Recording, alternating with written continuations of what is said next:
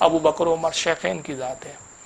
مگر ایک ایسا فرقہ وجود میں آ گیا ہمارے آج کہ جو حضرت علی کو، کل تک تو بحث اس پر ہوتی تھی، ایک تفضیلی فرقہ تھا جو علی کو فضیلت دیتا تھا ابو بکر عمر پہ، پھر ایک رافضی نکلا ہو.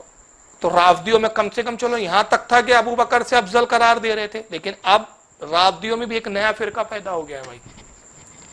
اب اس کو کیا نام دے پتہ ہی نہیں. ابھی تو رافضیوں کو ہی چاہیے، شیعوں کو ہی چاہیے کہ وہ خود اپنی جماعت کے ایسے لوگوں کو کھنگالے، چھانے، پھٹکے، یا تو ان سے اتفاق کا اظہار کرے، یا اگر برات کا اظہار ہے تو اس فرقے کا نام دے، اس کو نامزد کرے. اب حد یہ ہو گئی کہ ایک رافضی یہ کہتا ہے، اس کی ویڈیو ہے میرے پاس، وہ کہتا ہے کہ اللہ سے محبت نہیں کرنا چاہیے، اللہ سے محبت کرنا اور نبی سے محبت کرنا حرام ہے، علی سے محبت کرو صرف. عجیب لوگ ہیں، خدا علی کی محبت مانگ رہا ہے، اللہ سے محبت کر رہے ہیں. کیا کہہ رہا ہوں حلالیو، عجیب لوگ ہیں، خدا علی کی محبت مانگ رہا ہے، محمد سے محبت کر رہے ہیں. نہ اللہ سے محبت کرو نہ محمد سے محبت کرو، جس کا مطالبہ تم سے ہے اس سے محبت کرو. اگر کوئی اللہ سے محبت کر رہا ہے تو فعل حرام ہے. بات میں اور وزن پیدا کر رہا ہوں. اگر کوئی اللہ سے محبت کر رہا ہے تو فعل حرام ہے، اگر کوئی محمد سے محبت کر رہا ہے تو فعل حرام ہے، کیونکہ خدا اس کا مطالبہ کر ہی نہیں سکتا جس کا ہم سے خدا نے مطالبہ نہیں کیا. اندازہ لگائیے، اللہ سے محبت حرام ہے، نبی سے محبت حرام ہے. اس جاہل سے پوچھے کوئی کہ نبی نہ ہوتے تو علی نہ ہوتے. ارے اگر نبی نہ ہوتے تو امام حسن اور حسین نہ ہوتے، نبی نہ ہوتے تو فاطمہ نہ ہوتی. باپ ہوں گے تو اولادیں ہوں گی نا. مولا کائنات کو جو فضیلتیں ہے وہ کس سے وابستہ ہے؟ رسول کی نسبت سے.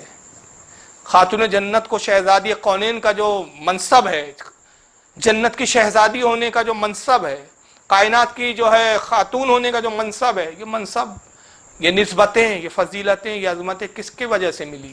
وہ رسول اللہ کے توفیل نا، کہ نبی کی شہزادی ہے. نبی نہ ہوتے تو یہ بیٹی کا کوئی منصب ہوتا؟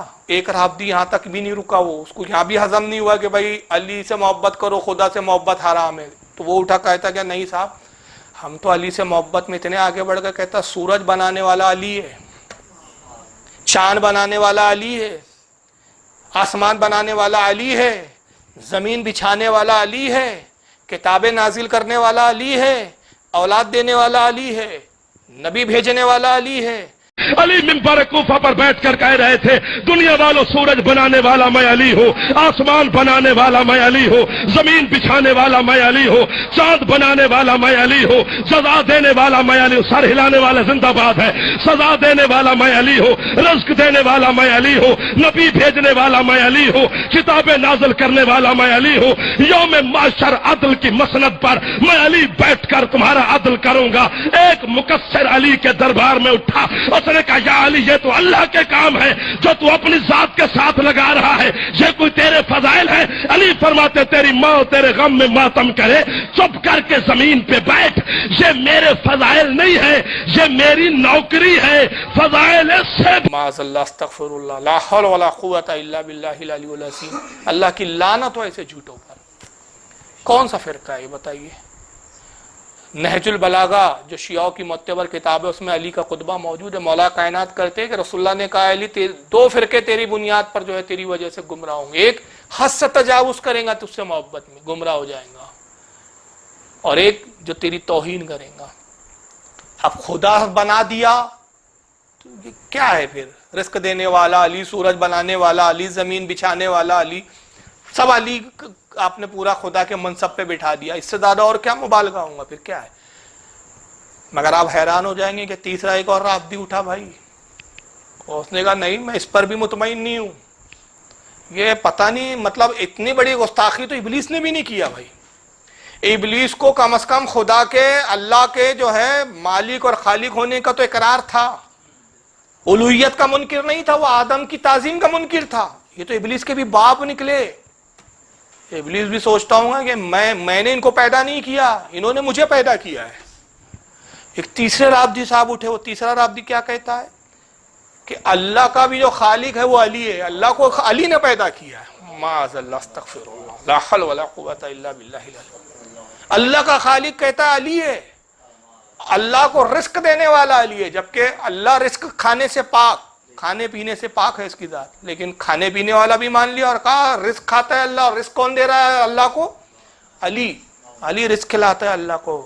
اور اللہ کی معراج کیا ہے؟ معاذ اللہ اس کے جملے نعوذ باللہ نقل کفر نواشت، اتنے گھٹیا جملے ہیں کہ دورانے میں بھی مطلب زبان میری لڑکھڑا رہی ہے کہ اس سے بڑی کیا گستاخی ہوں گی۔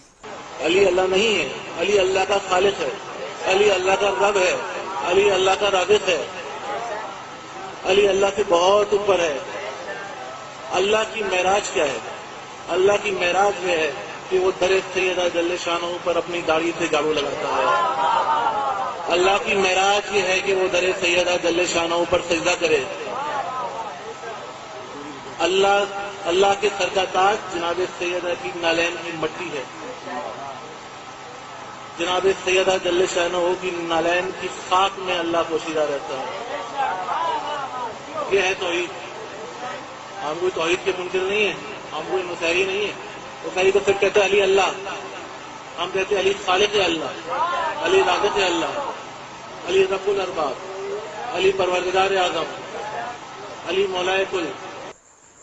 مگر ایسے گستاخوں کے پیچھے کوئی نہیں پڑ رہا ہے، ایسے گستاخوں کو کوئی نوٹس نہیں کر رہا ہے۔ یہ آج ہمارے حال ہو گئے ہماری جماعت کا، کان بند ہے اور زبانیں خاموش ہے ایسے لوگوں کے لیے۔ اللہ کی توہین لوگوں کو گوارا ہے مگر پیر صاحب کی توہین لوگوں کو برداشت نہیں ہوتی۔ کیا دور آ گیا ہے سوچئے، اللہ کی توہینیں ہو رہی ہے لیکن زبانیں خاموش، کان بند ہے، آنکھیں بھی بند ہے۔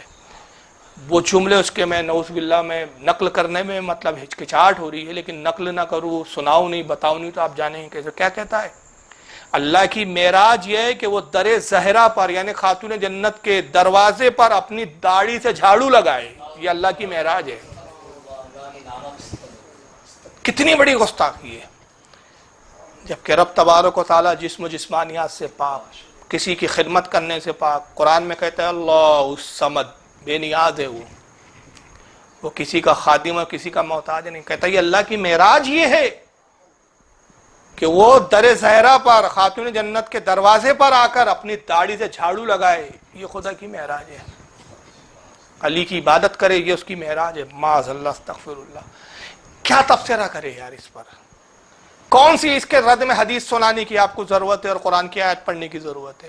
کوئی ضرورت نہیں ہے۔ عقیدت توحیدی ختم ہو گیا تو اس فرقے کی حقیقت اور اصلیت ہی کہاں رہے گی؟ تو جو نعوذ باللہ من ذالک خدا کی تعظیم نہ کر سکے وہ صحابہ کی تعظیم کیا کریں گے وہ؟ مگر آج اہل بیت کی محبت کی آڑ میں لوگ ایسے لوگوں کو ہضم کرنے پہ تلے ہوئے ہیں، ایسے گستاخوں کے ساتھ بیٹھنے اٹھنے کے لیے تیار ہے، ان کی تعظیم کرتے ہیں، ان کے ساتھ نشست و برخاست رکھتے ہیں۔ تو ان کے بارے میں صرف اتنا ہی کہہ سکتے ہیں لعنت اللہ علی القاذبین۔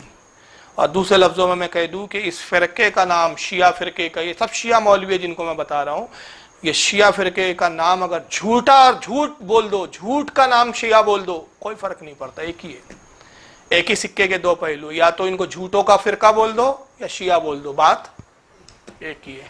خدا کی قسم حضرت امام شافعی اور امام مالک جیسے لوگ آج ہوتے تو پتہ نہیں کیا ان کا حال ہوتا ہے۔ امام شافعی تو اسی بات پہ افسوس کرتے تھے اور حیران ہوتے تھے، کہتے کہ جو کوفہ کے شیعہ ہے انہوں نے حدیثوں کو گڑھنے میں اتنی جرات کر لی کہ مدینے سے ایک حدیث نکلتی ہے تو ایک انگل کی ہوتی ہے۔ مدینے سے نکلی وہ ایک حدیث روایت کرنے والا پہنچا کوفہ میں، جب اس نے سنایا تو سمجھاتے کہتے کہ گویا وہ ایک انگل کی ہوتی ہے، وہ روایت کر کے آیا، وہی کوفہ سے پھر گھوم پھر کے وہ کوفہ میں وہ حدیث عام ہوتی تھی، کوفہ والا آ کے بھی مدینے میں جب وہ حدیث سناتا تو گز بر کی ہو جاتی تھی۔ حدیثوں میں مرچ مسالے اتنے لگاتے تھے، یہ وہ بدترین فرقہ ہے شیعہ فرقہ۔ لیکن امام شافعی نے تو دیکھا کہ وہ حدیثوں میں بڑا چڑھا دیتے، اگر آج وہ ان عقیدوں کو سنتے تصور کرو کیا کیفیت ہوتی امام شافعی رحمۃ اللہ علیہ کی، کیا ان کا حال ہوتا، کیا غضبناک ہوتے اور کتنا روتے وہ کہ کیسے بدترین دن آ گئے، یہ کیسے ایسے خبیث مردود پیدا ہو گیا۔ ایسے عقیدے تو یار کافروں کی بھی نہیں ہے، مشرکین کی بھی نہیں ہے کہ اللہ جو ہے داڑھی سے خاتون جنت کے گھر پہ نعوذ باللہ من ذالک جھاڑو لگا رہا ہے، یہ اس کی معراج ہے۔ معاذ اللہ استغفر اللہ۔ بہرحال اللہ کی لعنت ہو ان پہ، لیکن آئیے ہم اہل سنت و جماعت